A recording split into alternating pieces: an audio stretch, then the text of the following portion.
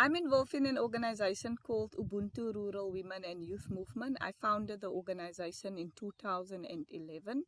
And what we currently do is running an advice office where we support workers across sectors, but mostly farm workers and domestic workers come to our offices for assistance. And that's what unfair labor practices, unfair dismissals. We deal a lot with evictions from farms.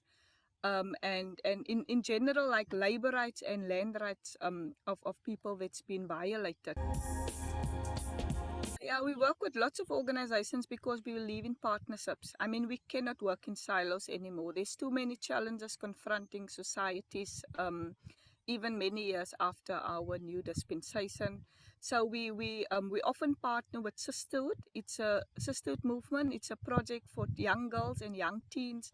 So we will do work around human trafficking, child safety, and focusing really on the girl child.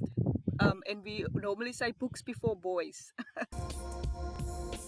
Inspired by my grandparents, my late grandmother, she was Martha Kura Mandindi, and my late grandfather Themba Livingston Mandindi. And then the stories I heard about them in apartheid, how their house was like a safe haven for many people, how they took people in because people didn't have the pass IDs, so the police would come raiding the community every weekend and they would hide people in their home.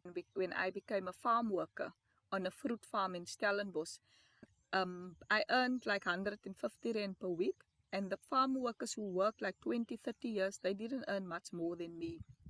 And that also for me didn't sound right. On this specific farm, I became aware of the inequalities between farm workers and farm owners.